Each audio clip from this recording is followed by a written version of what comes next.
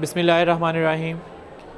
Second year के तलबा जिनका नेक्स्ट चैप्टर वाइज टेस्ट में चैप्टर नंबर बेटे 21 और 26 जो है वो शामिल है। ए ग्रुप के स्टूडेंट्स के लिए जो चैप्टर नंबर 21 है उसकी प्रीवियस वीडियोस जो हैं वो आपको भेज दी जाएंगी। उसमें आप लोग चैप्टर नंबर 21 का जितना भी रिव्यू होगा वो देखें। और चैप्टर नंबर जो बेटे 26 है वो हमारे पहले टेस्ट में नहीं था, हमने उसका टेस्ट नहीं दिया। ये हमारे चैप्टर वाइज टेस्ट के अंदर इसको ऐड किया गया है 21वें चैप्टर के साथ। तो जो 21वां चैप्टर है सेल साइकिल का बेटे, वो हमारा जो है वो 15वें चैप्टर जो है जिसमें हमने होम्योस्टेसिस जो है उसको देखना है, उसके साथ उसका पेयर है।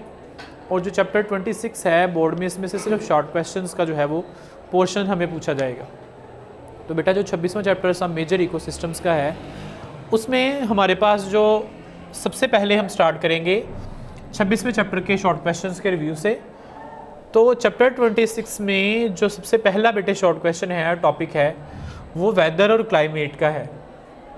वेदर और क्लाइमेट के अंदर जो डिफरेंस है, ये पेपर में बहुत मल्टीपल टाइम आने वाला शॉर्ट क्वेश्चन है कि वेदर और क्लाइमेट में क्या डिफरेंस होगा। बेटे वेदर जो है ये हमारे पास शॉर्ट टर्म फ्लक्चुएशन है, थोड़ी देर के लिए जो आने वाली तब्दीलियाँ हैं, चाहे वो टेम्परेचर में हो, एयर में हो या ह्यूमिडिटी में हो। और क्लाइमेट जो होता है ये आबो हवा है, जो कि एक लॉन्ग टर्म जो है वो चेंज होता है, लॉन्ग टर्म फ्लक्चुएशन होती है वेदर के अंदर, आपके टेम्परेचर, एयर वगैरह के अंदर या सनलाइट के अंदर, उसे क्लाइमेट का नाम दे देते हैं। फिर बेटे हमारे पास जो नेक्स्ट टॉपिक है उसमें वो कहेगा इक्वेटिक एंड हाइड्रोस्फेरिक इकोसिस्टम। अब इक्वेटिक और हाइड्रोस्फेरिक इकोसिस्टम का जब हमें क्वेश्चन आता है तो वो ये पूछ सकता है कि व्हाट इज़ इक्वेटिक और हाइड्रोस्फेरिक इकोसिस्टम। इसमें वो हमें इसकी कंपोजिशन का एमसीक्यूज भी पूछ सकता है कि कितना फ्रेश वाटर है, कितना मैरीन वाटर है, और इस दुनिया में टोटल अमाउंट जो है वो पानी की कितनी है। तो इक्वेटिक और हाइड्रोस्फेरिक इकोसिस्टम के कुछ फीचर्स हैं जो कि आपकी बुक के ऊपर नीचे फर्दर डिस्कस किए गए होंगे कि हाइड्रोस्फेरिक और इक्वेटिक इकोसिस्टम के अंदर कौन से ऐसी खुसूसियात हैं जिसकी वजह से जो जानदार हैं इस इन्वायरमेंट में, इस इकोसिस्टम में रहने के काबिल हैं। वो इसमें टेम्परेचर हो सकता है, वो इसके अंदर जो है वो कह लें कि स्पोर्टिंग लाइफ हो सकती है, जिसमें हमारे पास जो है आ जाएगा बेटे आपका जहाँ से ये स्टार्ट हो रहा है उसके बिल्कुल उसी पेज पे ही नीचे कुछ पॉइंट्स लिखे होंगे। अबंडेंट एनर्जी है, अब्जॉर्प्शन जो एनर्जी की है, फिर न्यूट्रिएंट्स हैं, और वाटर और टेम्परेचर की जो अबंडेंस है वो है कि उसमें वाटर के अंदर जो है ये चारों फीचर्स जो है ये हमने शॉर्ट क्वेश्चन के अंदर जो है वो पूछे जा सकते हैं। आप लोगों को कौन से ऐसे फीचर्स हैं, तो ये चारों जो है ये हम जो डिस्क्राइब करेंगे। फिर पूछेंगे जी प्रोडक्टिविटी क्या होती है इकोसिस्टम की। बेटे इकोसिस्टम की प्रोडक्टिविटी से मुराद ये है कि किसी भी इन्वायरमेंट के अंदर कितनी जो है वो हम लोग कार्बन डाइऑक्साइड छोड़ रहे हैं और कितनी पौधा जो है वो हमें ऑक्सीजन जो है प्रोवाइड कर रहा है, एक जानदार कितनी ऑक्सीजन अंदर लेके जा रहा है और कितनी अमाउंट के अंदर कार्बन डाइऑक्साइड इस इकोसिस्टम के अंदर जो है वो छोड़ रहा है, इसे प्रोडक्टिविटी ऑफ इकोसिस्टम कहते हैं। जो फ्रेश वाटर लेक का क्वेश्चन है बेटे हमारे पास कि what are fresh water lakes. इस फ्रेश वाटर लेक में फर्दर हमारे पास जो है वो 3 पॉइंट्स आते हैं, लिथोरल, लिमिनेटिक और प्रोफंडल। लिथोरल बेटा नियर शोर, जो किनारे के करीब सिस्टम होगा उसे हम लोग नियर शोर या लिथोरल जोन का नाम देंगे। अब इसमें पाए जाने वाले जानदार जिसमें एनिमल एंड प्लांट लाइफ है, कौन से ऐसे जानदार हैं जो किनारे पे मौजूद हैं, कौन से ऐसे जानदार जो हैं पौधे हैं वो जो वहाँ पे मौजूद होंगे, कौन से ऐसे जानवर हैं जो वहाँ पाए जाएंगे। इसमें बेटे कुछ इनवर्टिब्रेट्स और कुछ वर्टिब्रेट्स की आपके पास एग्जांपल्स दी होंगी लास्ट पे। फिर इसमें एक इंपॉर्टेंट हमारे पास शॉर्ट आ सकता है what are plankton and describe its types. तो बेटा प्लांक्टन वो माइक्रोस्कोपिक ऑर्गेनिज्म हैं जो हम आम आँख से नहीं देख सकते। उसके फर्दर 2 टाइप्स हैं कि कुछ जू प्लांक्टन हैं, कुछ फाइटो प्लांक्टन्स हैं। जो जू प्लांक्टन है वो ड्रिफ्टिंग एनिमल्स हैं और जो फाइटो प्लांक्टन्स हैं वो ड्रिफ्टिंग प्लांट्स हैं। फिर मैंने जैसे बताया पहले कि हमारे पास लिथोरल जोन के अंदर जो है फर्दर हमारे पास कुछ एग्जांपल आ जाती हैं वर्टिब्रेट्स और कुछ इनवर्टिब्रेट्स एनिमल्स की जो वहाँ पाए जाते हैं। फिर लिमिनेटिक जोन जो है ये बेटा दरमियानी पोर्शन होता है लेक का, जिसमें कुछ जानदार जो है वो स्पेसिफिक कुछ प्लांट्स की डाइवर्सिटी पाई जाती है, कुछ एनिमल की जो है वहाँ पे हमें कुछ मिलते हैं, और यहाँ पे इतनी अमाउंट के अंदर लाइट पेनिट्रेट करती है कि जो सपोर्ट कर सके फोटोसिंथेसिस को इनफ अमाउंट में। जैसे ही उससे नीचे वाली जोन में हम जाएंगे जिसे प्रोफंडल जोन कहते हैं, ये वो जोन होगी कि जिसके अंदर ना तो बेटे लाइट जो है सपोर्ट करेगी जानदारों को, और यहाँ पे मोस्टली डिट्राइटस फीडर्स पाए जाते हैं जो मुर्दार जानदार को खाते हैं, जो डिकम्पोजिशन के अंदर इन्वॉल्व है, मतलब कि जो डिकम्पोजर के तौर पर एक्ट करते हैं, जैसे बैक्टीरिया या फंगस वगैरह। तो कुछ और ऑर्गेनिजम्स पाए जाते हैं कि जो कह लो कि डेड ऑर्गेनिज्म को फीड करते हैं।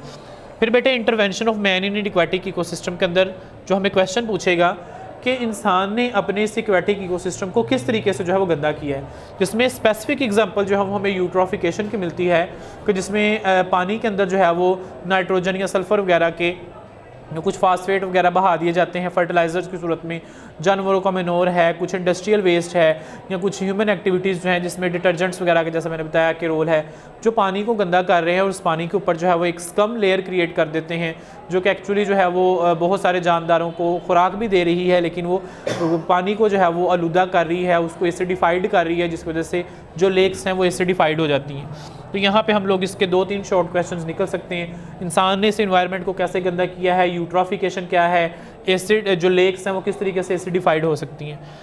कुछ फैक्टर्स हैं जो इन्फ्लुएंस करते हैं लाइफ को लैंड पे। बेटे वो फैक्टर्स कौन से हो सकते हैं हमारे पास, जिसमें हमारे पास जो हैं बेटे 2 फैक्टर्स आ जाते हैं।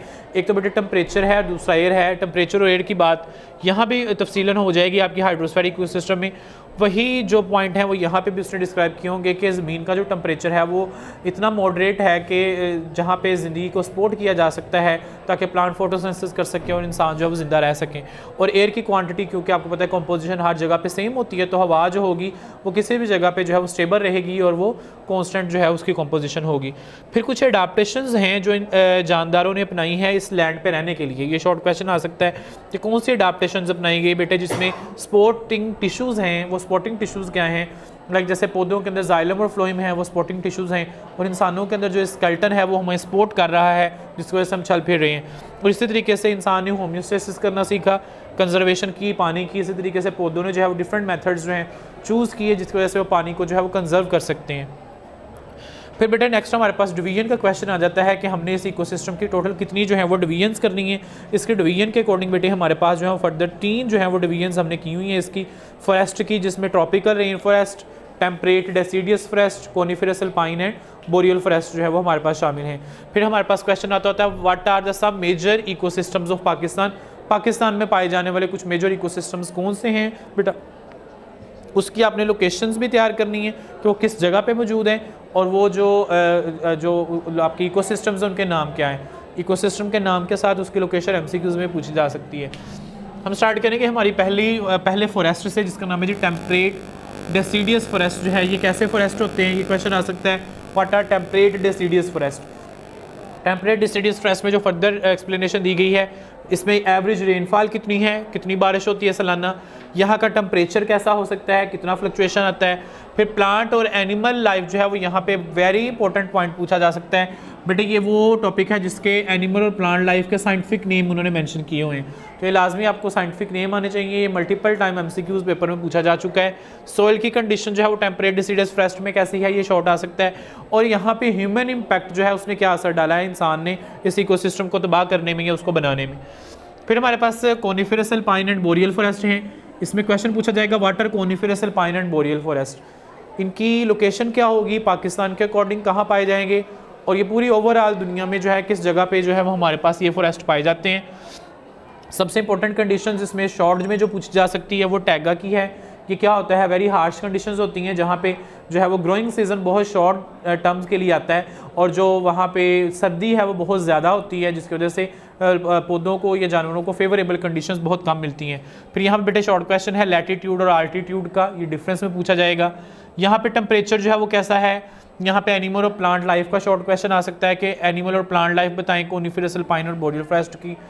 और फिर बेटे पूछा जा सकता है कि ह्यूमन इम्पैक्ट क्या है यहाँ पे, मीन्स के इंसान ने इस इकोसिस्टम के अंदर जो है वो क्या जो है बिगाड़ पैदा किया है। फिर हमारे पास जो इम्पोर्टेंट सभी में से जो इकोसिस्टम हो वो ज़्यादातर ग्रासलैंड इकोसिस्टम को माना जाता है। ग्रासलैंड इकोसिस्टम जो है ये कहाँ पे मौजूद है और ये किन इलाकों में पाकिस्तान में पाया जाता है और किन इलाकों में जो है ये ओवरऑल द वर्ल्ड पाया जाता है। इसमें क्वेश्चन आता होता है what are the prairies and savanna. Difference में पूछा जाएगा what are prairies and savanna. कुछ वुडी प्लांट्स होते हैं, फॉरेस्ट होते हैं हमारे पास, कुछ जो है वो नॉन वुडीज होते हैं।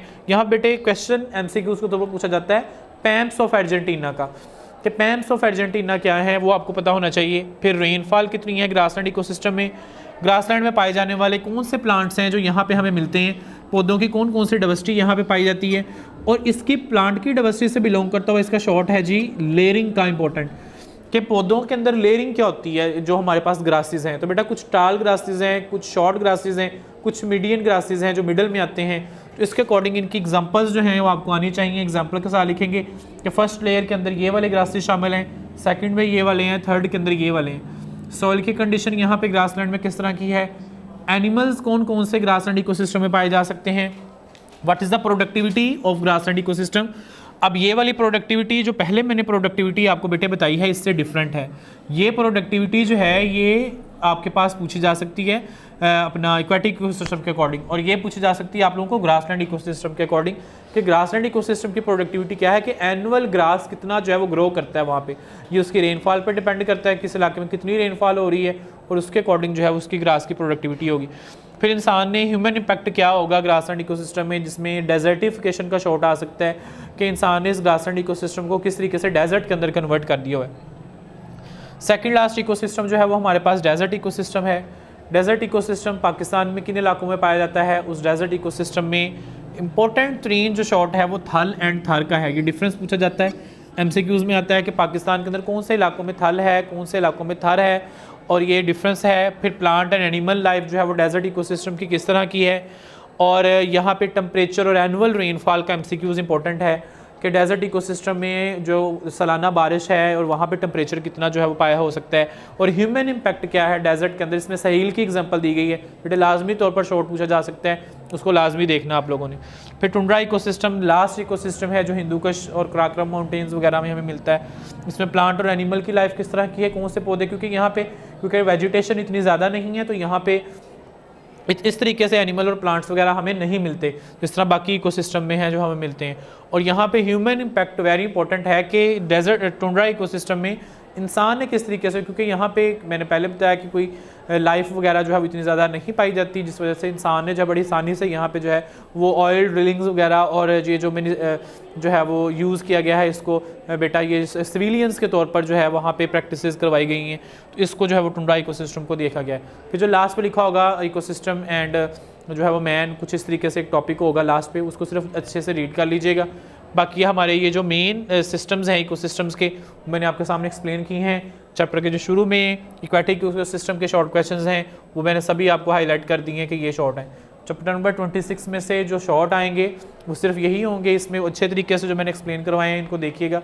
तो इस चैप्टर में बोर्ड में भी सिर्फ शॉर्ट क्वेश्चन ही आएंगे। जो 21वां चैप्टर होगा टेस्ट में उसमें से शॉर्ट भी होंगे और लॉन्ग भी होंगे। इसको थॉरोली रीड करिएगा ताकि कोई एमसीक्यूज़ भी जो है वो हमारा ना रह जाए। ओके बच्चों, अल्लाह हाफिज़।